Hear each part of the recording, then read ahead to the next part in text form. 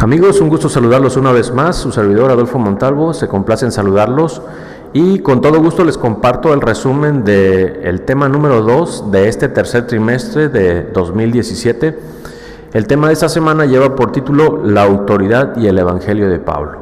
La autoridad y el Evangelio de Pablo, esto es lo que vamos a estar analizando en el repaso de este próximo sábado 8 de julio en nuestras respectivas clases en el templo. El versículo de memoria se encuentra en Gálatas 1:10 y dice: Pues, ¿busco ahora el favor de los hombres o el de Dios? ¿O trato de agradar a los hombres? Pues si todavía agradara a los hombres, no sería siervo de Cristo. En esta ocasión, el versículo de memoria va a estar en bastante sintonía con la idea central del tema de la semana. A veces es un poquito complicado encontrar la relación entre el versículo de memoria y el tema de la semana, pero en esta ocasión hay una relación muy estrecha, como lo vamos a poder comprobar en los siguientes planteamientos que voy a ofrecerles. Bueno, creo que el tema de esta semana responde a una pregunta. Si ustedes quisieran encontrar el foco, ustedes como maestros se sienten de pronto inquietos por saber cuál es la idea central del tema de esta semana, es una pregunta. ¿Qué encontramos de relevante en el primer capítulo de la carta de Pablo a los Gálatas? ¿Qué cosas podemos detenernos a considerar con detalle entre lo que escribió Pablo al inicio de esta carta que dirigió a los Gálatas? Esa es la pregunta esencial. Bueno, y respondiendo a esa pregunta, lo primero que vamos a encontrar es que la carta de Pablo a los Gálatas guarda mucha similitud con el resto de las cartas del apóstol Pablo. Definitivamente va a haber algunas particularidades que vale la pena mencionar, lo vamos a explicar en un momentito más. Pero el autor de la guía nos decía que a lo mejor podíamos vernos tentados a pensar, o sobre todo los contemporáneos del apóstol Pablo, a encontrar una carta fuera de lo ordinario, debido a que el Espíritu Santo lo está inspirando, y entonces la estructura de la carta sería bastante atípica. Pero no ocurre así, nos decía el autor de la guía. Al contrario, encontramos los elementos típicos de una carta de aquellos tiempos, y son los que voy a mencionar a continuación.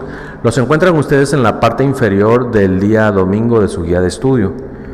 Dice que en primer lugar incluía un saludo inicial que menciona al remitente y a los destinatarios.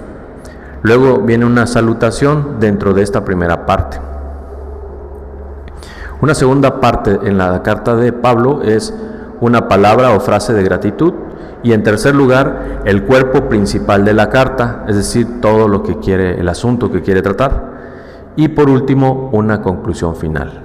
Estos son entonces los 4 elementos que se encuentran en esta carta de Pablo a los Gálatas, y a decir del autor de la guía de estudio, se encuentran también en muchas cartas de los tiempos o de la época del apóstol Pablo. Es decir, no es realmente una carta atípica totalmente, va a tener sus particularidades, pero no es algo que salga de lo ordinario. Entonces propongo que la primera idea clave sea formato carta. Este es el primer punto que vamos a discutir en el repaso, formato carta. El segundo punto nos lleva a leer Gálatas 1:1, donde de entrada el apóstol Pablo dice que es apóstol. Si ustedes leyeron o revisan este versículo, Gálatas 1:1 dice: Pablo, apóstol, no de hombres ni por hombres, sino por Jesucristo y por Dios el Padre, que lo resucitó de los muertos. Entonces, la segunda idea importante en el tema de esta semana es el carácter de apóstol de este ministro de Dios, Pablo. Porque es interesante, el autor de la guía nos comenta que los detractores o los oponentes a los esfuerzos del apóstol Pablo lo acusaban de no tener las características naturales de la mayoría de los apóstoles. La mayoría de los discípulos que anduvieron con el Señor Jesucristo Después tuvieron la oportunidad de convivir con él durante 3 años y además se encontraban presentes en el derramamiento del Espíritu Santo, que es cuando reconoceríamos que empieza la iglesia cristiana. En estas 2 circunstancias no estaba presente el apóstol Pablo. Además, o por esto más bien, los detractores del apóstol Pablo difundían sentires, pensamientos, decires en la iglesia, tratando de desvirtuar el carácter de apóstol de este siervo de Dios. Ellos decían: puede que no sea apóstol, y no pudiendo convencer aparentemente a buena parte de la iglesia, finalmente tuvieron que aceptar que sí era apóstol, pero entonces ahora manejaron el argumento de que era un apóstol de segunda o de tercera categoría, y en ese sentido no había mucha necesidad de prestar atención y de obedecer a las indicaciones o instrucciones del apóstol Pablo. Esto es un ataque directo a los esfuerzos de este siervo de Dios, y si Dios había llamado y estaba dirigiendo al apóstol Pablo, expresar ideas como esas, manejar argumentos como esos, pues corresponden a personas rebeldes, personas obstinadas que no quieren conocer a la verdad, que no les interesa buscar lo más que se pueda la unidad de la iglesia, que no les interesaba realmente que el Señor Jesús fuera exaltado y lograra que toda la iglesia estuviera unida. Característica típica de los detractores u oponentes del apóstol Pablo. Entonces propongo que la segunda idea clave sea la de apóstol. La primera dijimos que era formato carta. Esta segunda es apóstol. La tercera, gracia y paz. El autor de la guía de estudio nos dice que es sobresaliente esta expresión del apóstol Pablo en su carta a los Gálatas. La mayoría de los autores de su tiempo utilizaba la palabra salud o saludo, que se escribe en el griego original como hairein. Y en lugar de saludo, Pablo utilizaba la palabra gracia, que tiene un sonido similar en griego, haris. Saludo es hairein y gracia es haris. Pero además de estas peculiaridades etimológicas del saludo del apóstol Pablo, gracia y paz, hay una consideración adicional que conviene hacer. Gracia y paz resume en pocas palabras, pero de manera efectiva, el énfasis del apóstol Pablo en el ministerio del Señor Jesús. Gracia y paz era una alusión directa a el esfuerzo, el sacrificio del Señor Jesús por cada uno de nosotros, y de esa manera cómo su gracia nos alcanza, cómo su gracia se extendió a todo el planeta y ya no era privativa o exclusiva de los judíos. Permítanme secarme el sudor, está un poco caliente, un poco calurosa la tarde. Aquí donde me encuentro está algo caliente. Entonces, la tercera idea clave sería gracia y paz. La primera dijimos que era formato carta, la segunda es apóstol, y dijimos que cuestionaban el carácter de apóstol de este siervo de Dios, los detractores. La tercera palabra clave sería gracia y paz, y decimos que esto hace alusión al sacrificio del Señor Jesús y la manera en que nos ha atendido, nos ha considerado como pecadores. Su manera misericordiosa nos ha extendido su gracia para que podamos ser sus hijos. Tenemos también la palabra clave desertores, y es que el apóstol Pablo ahí en Gálatas 1 versículos 8 y 9 dice: mas si aún nosotros o un ángel del cielo os anunciare otro evangelio diferente del que os hemos anunciado, sea anatema.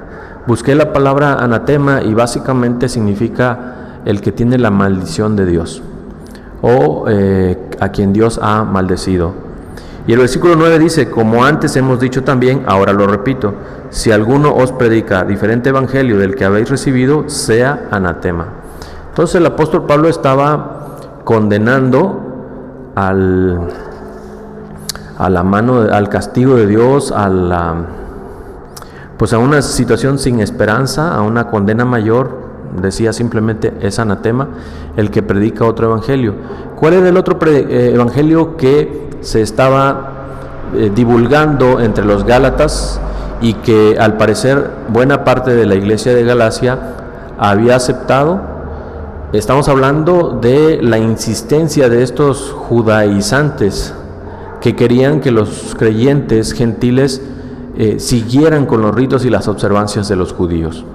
Ya habíamos dicho en un repaso anterior, el de la semana pasada, que esto implicaba hasta cierto punto desconocer el carácter simbólico de esos ritos, es decir, que todos apuntaban al sacrificio de Cristo y que al consumarse el sacrificio de Cristo, estos ritos tenían que dejar de tener vigencia.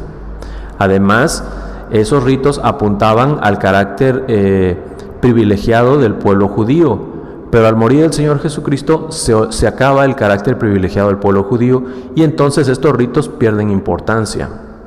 También por allí podemos agregar que hay una tendencia humana dentro del cristianismo, una tendencia humana natural, regular, de querer agradar a Dios con los actos propios. A esto le llamamos obediencia a la ley.